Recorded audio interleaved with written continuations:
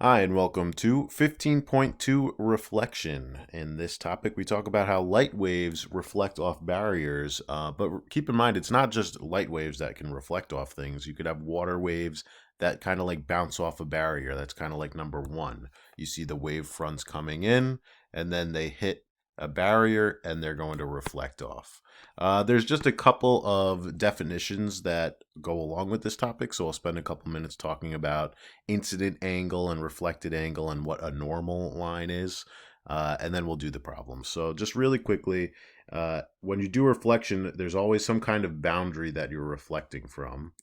So sometimes they'll see it like this, like in number 2, it looks like that between an air and glass interface. And instead of drawing the wave fronts for these diagrams, a lot of the times they draw the rays, which show the direction that the wave is traveling. But remember, there's still these wave fronts coming in. So this is just the model that we use to represent waves. So let's draw our wave coming in. So let's say you have, it could be anything. Maybe there's a ball over here. Maybe it's a baseball or a softball. Okay, and you have a mirror over here. And then the light is going to come, unless it's pitch black in whatever room you're in, there's a light source, and the light bounces off the ball, and some of the light rays hit this surface here. Maybe it's a mirror, right? And then the way reflection works is it bounces right off, like you might expect a ball to bounce. Okay, so, and then we have to draw the arrows because to show the direction. And now we have a choice. The law of reflection says that the angle in equals the angle out, right? Well, you might expect, okay, so what's this angle? Whatever that angle is, this angle has to be equal, right? So, yes, that is true. But physics peeps aren't normal. So instead of doing what you would originally think, let's use this angle, they're not normal. They want to use the angle with respect to the normal, which is, and it's like a made up line that is always normal to the surface. If you remember from friction, there was a normal force, right? Remember the normal force? That normal force, if we had a box sitting here, the normal force always acts perpendicular to the surface. Normal means perpendicular to the surface. Well, the same thing with a normal line. That's good, at least, as they're still using the same terminology. The normal line is always perpendicular to the surface. So you're going to have to like draw it in sometimes where the light ray interacts with the boundary. You have to draw your normal line. And that way we could use this between the normal line and the incident ray. So this is the incident ray. The ray is going into the surface. This is the incident angle. And the incident angle is always equal to this is the reflected ray. The incident angle is always equal to the reflected angle. Now, you might say to yourself, okay, that's fine, but why even bother with the normal line? I kind of want to use this angle. You could, but in the future lessons, we're going to do not reflection, but refraction. And in refraction, let's say you go from like air to water. This is getting way ahead of ourselves, but I'm just showing you the importance of using the normal line. All right, instead of bouncing off the surface, some of the light is reflected off the surface of the water. If you've ever seen like a sun setting before, you could see some of that light bouncing off. But if you were under the water, you could also look up at the sun and still see it. And let's see, as it goes into a more optically dense medium, it bends towards the normal. So actually what happens, so the whole idea with refraction is instead of bouncing, it bends the direction, changes of the light ray. So you can see it's the refracted angle is less than the incident angle here. And I'm just showing you this. We're getting way ahead of ourselves. But again, I'm showing you this because the normal line is what we use to measure the angle between the incident and the normal line. That's the incident angle. And then the refracted angle, the refracted ray, and the normal line. That's this angle here. So it's important to know what the normal line is and why we're using it. So let's do the problems now. For this lesson, there's no refraction, it's just reflection, so it's bouncing off. So number 1 says the diagram to the right represents a view from above of a tank of water in which parallel wave fronts are traveling towards a barrier. Which arrow represents the direction of travel for the wave fronts after being reflected from the barrier? So the barrier is at this angle. If the barrier was right here, where it's like straight, then yeah, the waves come in and then they bounce straight back, and I would say A is a good choice. But since the barrier is angled, we have to look at where the normal line is. And if it's kind of hard to, well, first of all, you could kind of maybe visualize. Some people are good at saying, okay, if it comes in towards here, I have to see how is it going to bounce off. Actually, the correct answer is choice C. So if you could see that right away, good for you. If you need a little bit more help, it's like, well, why is it not B? Why is it not D? Why is the correct answer C? They all three look like they're kind of bouncing in the same direction. What makes you say for sure it's choice C? What I like to do is figure out where the normal line is. And to help me do that, I use something that has a right angle. So maybe the corner of another piece of paper. For now, I'll just use this square here. And what I do is I line up, you could line up the corner of your piece of paper with the barrier. So here's the best I could do right now. It's pretty much lined up. Okay. And then I put the corner where it strikes the medium. And now I give myself, oh, there's a nice right angle here. That's where my normal line is going to be. My normal line is going to be along here. Let's see if I could draw along here. Oh, I made the thing smaller. Okay. But hopefully you could see that choice B is actually the normal line. So I'm going to cross this off, and I'm going to call this the normal to help make the diagram a little easier to see. And you know what? I'm going to change the direction of this, and I'm going to call this is really the incident ray. They're giving you some clues here. All right, so if the line's coming in here, here's our incident angle. So so between the normal line and C, is that good? Or is it between the normal line and D? Which one of those two angles is equal to our incident angle? All right, with respect to the normal. So hopefully now you could see a little bit better. This is the better choice. This incident angle here is equal to the reflected angle. All right, so it's going to be choice C. That's the reflected ray. Number 2, they're trying to trick you on purpose. So this is really, the whole thing boils down to theta I equals theta R. And they try to come up with a bunch of different ways to confuse you. One of them is by giving you the wrong angle. Remember, the incident angle is always measured with respect to the normal line. So by giving you this number, they're trying to throw you off.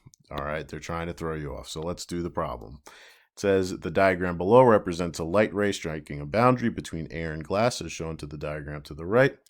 What is the angle of incidence? So you might say 30 degrees. You would be wrong. The angle of incidence is measured between the incident ray, which is here, it's going in, and the normal. All right, so we have to figure out, well, if this is 30 and the normal is 90, what is 90 minus 30? 90 minus 30 is 60 degrees where I come from. So that means this incident angle, theta I, equals 60 degrees. 60 degrees. What is the angle of reflection? The angle of reflection states that the angle of incidence is equal to the angle of reflection. Is that straightforward? So it's going to be 60 degrees. What you have to do is try to draw it. Now, if you had a protractor at home, that would be super great. You could make a nice 60-degree angle there. But if you don't, you could just try your best. I'm going to try my best here. Boom. That's not bad. That's not bad. So here we go. Theta R equals 60 degrees. See, what would the angle be? Okay, so now it says what would the angle between this light ray, that's this, between this light ray and its reflected ray is over here. What is the angle between the incident and the reflected?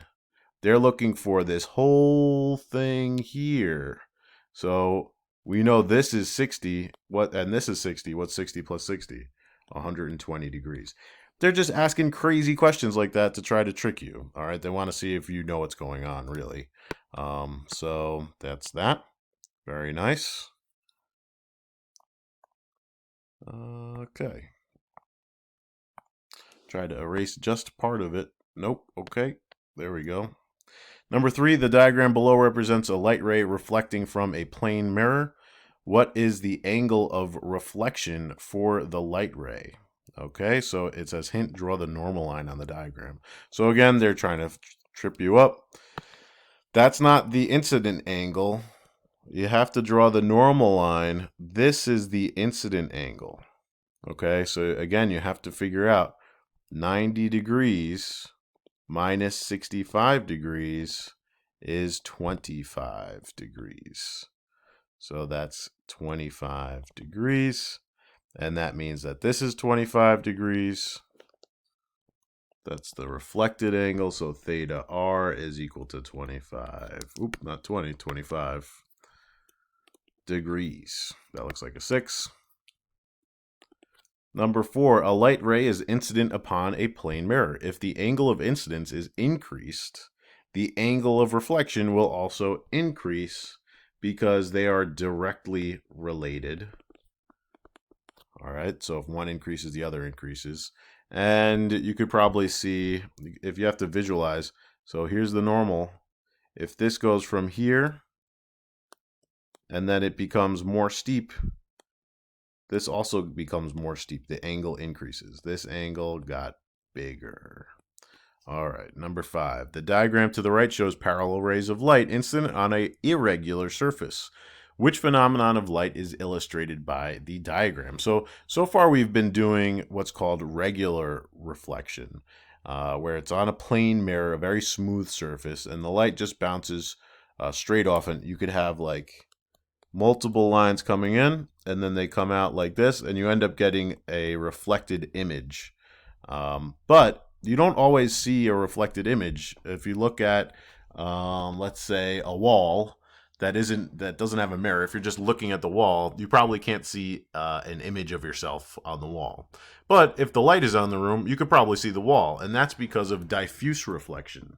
We need a light source, and that light source bounces off of irregular surfaces, and that reflection is what we see. We see the light, we see the color of the object due to diffuse reflection.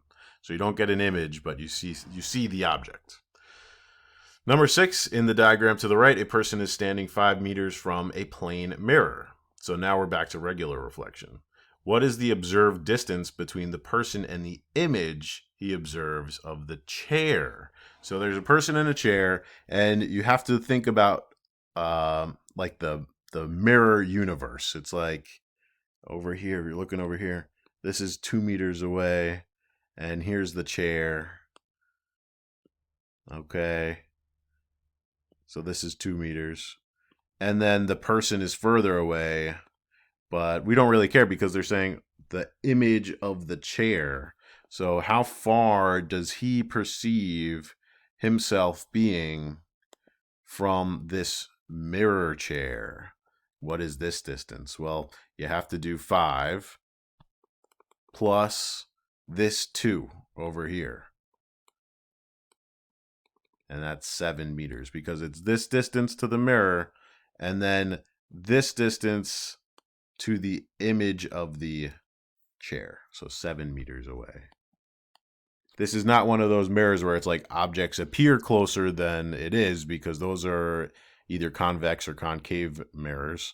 This is just a plane mirror, so the distance, the perceived distance, is equal. Number 7, in the diagram to the right, a source produces a light ray that is reflected by a plane mirror. To an observer at point O, the light appears to originate from point where? So here it is. There's like a laser beam here. But the person, let's say there's a wall here. There doesn't have to be a wall here, but here's the person. To this person, if he's looking at the mirror, he's seeing the image of the source thing, like whatever the laser pointer is. He's seeing that in the mirror. All right, he's looking at the mirror and he sees the laser come from point B. Okay. And C, an object is placed in front of a plane mirror as shown in the diagram. Which diagram below represents the image that is formed? So you want there to be, and there is a lab like this. Let's look at the corners of the triangles. This one is that far away, so we make it here. This one is this far away, so we make it here. This one is this far away, so we make it here. And it's going to be something that looks like that. All right, so looks like choice B is our best bet for that. Okay. Number 9, determine the angle at which the ray is incident on mirror 2. Okay, so we want the incident angle for mirror 2. If you ignore everything else, ignore all this stuff, and just look at mirror 2, we could do that trick again with the, put your piece of paper here, ignore everything else, and draw the normal line at this point. So you're going to draw a line right here, okay?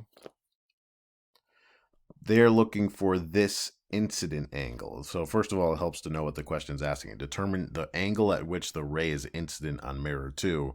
They're looking for this angle between the normal line and that incident ray on mirror 2. So you have to do a little bit of trickery here. So there's different ways to do it. Well, we know that this is also 55 degrees. And we know, I mean, like I said, there's different ways to do it. So if you wanted to, you could find the complementary angle here. So 90 minus 55. And that's 90 because this is a right angle. So the whole thing is 90 minus 55 gives you 35 degrees. Then you could do, okay, there's here. And this is alternate interior angles. So you know right away that theta I is going to be 35 degrees. All right, because these two are alternate interior angles. A different way you could do it is, okay, now I know this is 35, this is 90. What is this angle? Because there's 180 degrees in a triangle. This is just a lot of different ways to do this. It's basically like geometry, if you remember your geometry class. And then you would get 55 degrees, and then you do, okay, well, this is 90 degrees, so 90 minus 55, that's the 35 degrees. So there's a different way we found that this was 35. And if you wanted to be really fancy, you could do the similar idea with the triangle, but make the triangle up here and be like, okay, there's 90, there's 55, and then it's this math. Well, it would be 180 minus 90 minus 55. And again, you'd still get 35 degrees as your incident angle. So you can see there's a lot of different ways to try to figure that out. I like the alternate interior angle one, if you remember to do that. So you got to do the complementary angle to find that is 35, and then alternate interior angle. There you go. B says draw the ray of light as it's reflected from mirror 2. If you don't have a protractor, trace the angle on a piece of paper and use it as a guide to draw the angle. If you don't have a ruler, use a straight edge like a piece of paper, a folder, a pencil, etc. So do your best. Try to make it nice. I'm turning my screen right now and I'm trying to make it like kind of similar. That's a little too steep.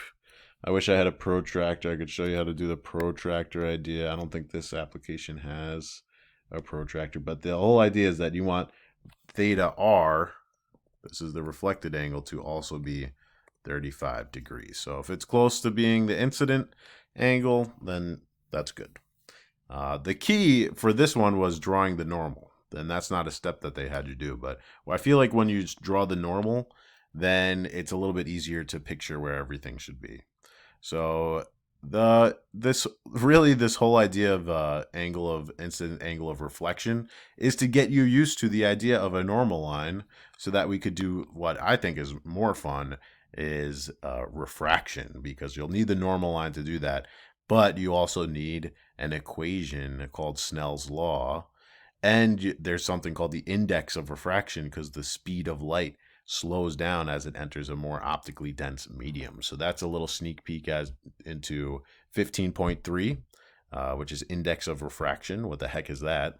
And then 15.4, Snell's law, where you could actually calculate the refracted angle and do a little bit of math.